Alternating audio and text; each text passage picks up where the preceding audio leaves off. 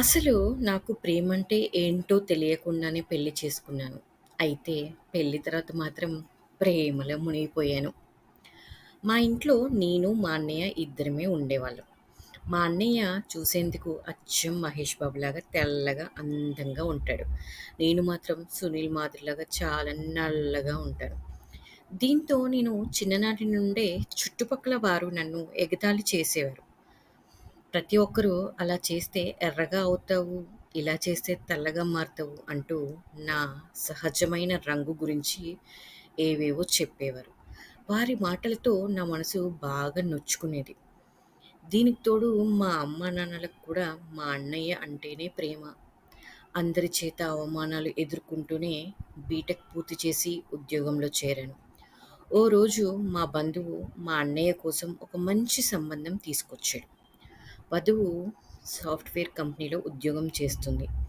కట్నం, బంగారం వంటివి ఏమీ లేకపోయినా పర్వాలేదని మాట్లాడుకున్నారు. వాళ్ళు వారం రోజుల తర్వాత మళ్ళీ వచ్చారు. కానీ అమ్మ రావద్దంది. ఏం జరుగుతుందో చూడాలనుకున్నాను. అవమానం ఎదురైందని భావించి ఆఫీస్‌కి వెళ్ళిపోయాను. మా అన్నయ్యకు పెళ్లి కూతురు కూడా బాగా నచ్చడంతో వారిద్దరి పెళ్లిని నెల నెల రోజుల్లోనే చేసేయాలని నిర్ణయించుకున్నారు. అప్పటి నుండి మా అమ్మ, నాన్న హడావుడిగా పెళ్ళికి అన్నీ తయారు చేయడం స్టార్ట్ చేశారు. బంధువులు రాక కూడా ప్రారంభమైంది.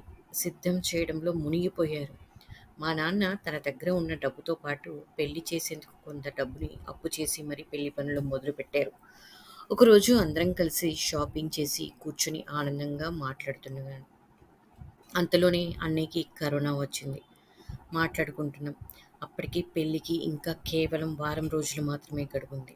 భయం వేసింది. తనకు రకరకాల పరీక్షలు చేసి ఐసోలేషన్‌లో ఉంచారు. అయితే తనకు కరోనాతో ఇతర వ్యాధి మరో 2, 3 రోజుల్లో ఉన్నట్లు డాక్టర్లు చెప్పడంతో అందరూ గుండెలు పగిలేలా ఏడ్చాం. అన్నయ్యను డిశ్చార్జ్ చేశారు. అన్నయ్యను ఇంటికి తీసుకొని రాగానే పెళ్లి వాళ్ళని ఇంటికి పిలిపించారు. వారికి ఫోన్ చేసి జరిగిందంతా చెప్పేశారు. పెళ్లి కూతురు తరపు వాళ్ళు అమ్మా, నాన్న దగ్గరికి వచ్చి మాట్లాడేశారు. అప్పటికి నేను ఆఫీస్‌కి వెళ్ళిపోయాను. నేను ఇంటికి వచ్చేసరికి ఆ ట్విస్ట్‌ను అస్సలు ఊహించలేదు. అందరూ ఇంట్లో చాలా సంతోషంగా ఉన్నారు. సంతోషానికి కారణం అన్నయ్య చెప్పేశాడు. పెళ్లి క్యాన్సిల్ కాలేదని, అయితే తనకు బదులుగా నా పెళ్లి జరుగుతుందని చెప్పాడు. మా అన్నయ్య ఆఖరి కోరిక నా పెళ్లి చూడటం అని నన్ను వరుడిగా చూసి తను సంతోషంగా మరణించేందుకు సిద్ధంగా ఉన్నానని చెప్పాడు. వాళ్ళ తల్లిదండ్రులు కూడా నా పెళ్లికి ఒప్పుకోవడంతో మా ఇంట్లో అందరూ ఆనందించారు. అయితే వెంటనే పెళ్లి పనులు వేగం పుంజుకున్నాయి. నాకు పెళ్లి కుదిరిందంటే నాకే అప్పుడు అర్థం కాలేదు. అలా అనుకోకుండా నా పెళ్లి జరిగిపోయింది.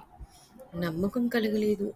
అప్పుడే నాకనిపించింది దేవుడు ఒక్కోసారి మన జీవితాలతో బాధగా ఆడుకుంటాడు. చాలా బాధనిపించింది. ప్రేమించిన వ్యక్తికి తమ్ముడికిచ్చి పెళ్లి చేయడం ఏ మగాడికైనా కష్టంగానే అనిపిస్తుంది. అప్పటి వరకు నేను నా భార్యను కేవలం 1, 2 సార్లు మాత్రమే చూశాను. తను కూడా నన్ను చూడలేదనుకుంటా. అది కూడా సరిగ్గా చూడలేదు.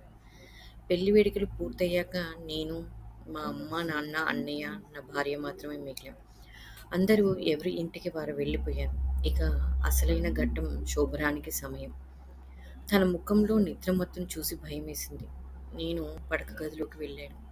వచ్చేసింది తన పట్ల. నేను లోపలికి వెళ్ళిన తర్వాత నా దగ్గరికి వచ్చి మాట్లాడిన మాటలు నాకెంతో గౌరవాన్ని పెంచాయి. తనని అప్పుడే నేను మొదటిసారిగా దగ్గరగా చూశాను. తను చాలా అందంగా ఉంది. నేను మాత్రం అందంగా లేననే ఫీలింగ్‌తో తన ముందు తలదించుకొని నిలబడిపోయాను. అప్పుడు తను ఇలా చెప్పింది. భయపడకు. మనిద్దరికీ అసలు ఒకరి గురించి మరొకరికి ఏమీ తెలియదు. మన పెళ్లి అంత హడావుడిగా జరిగిపోయింది. అందుకే మనం ముందు స్నేహితులుగా మారదాం. ఆలుమగల్లా కలిసి ఆ తర్వాత ఇద్దరి మధ్య ప్రేమ పుట్టాక దీనివల్ల మనిద్దరికీ ఏ ఇబ్బంది ఉండదు అని చెబుతుంటే అది కల, జీవిద్దాం. నిజమా? అసలేమీ అర్థం కాలేదన్నాను. ప్రేమించేవారు కూడా ఉంటారా అని నేనస్సలు ఊహించలేదు. అలా అనుకోకుండా నాకు ప్రేమించే భాగస్వామి దొరికినందున జీవితంలో కొన్నాళ్ళు తనతో కొన్ని నెలల పాటు మేమిద్దరం ఒకరినొకరు స్నేహితుల్లా కలిసిపోయాము. అప్పుడే నాకు అర్థమైంది. ప్రేమ అనేది కేవలం ఇద్దరం బాగా దగ్గరయ్యాం. ప్రేమించుకున్నాక పెళ్ళికి ముందే ఉండాలని రూల్ ఏం లేదు. పెళ్లి జరిగిన తర్వాత కూడా ప్రేమించుకోవచ్చు అని. అందుకే నా జీవితమే ఉదాహరణ కావడం నాకెంతో ఆనందాన్ని ఇస్తుంది.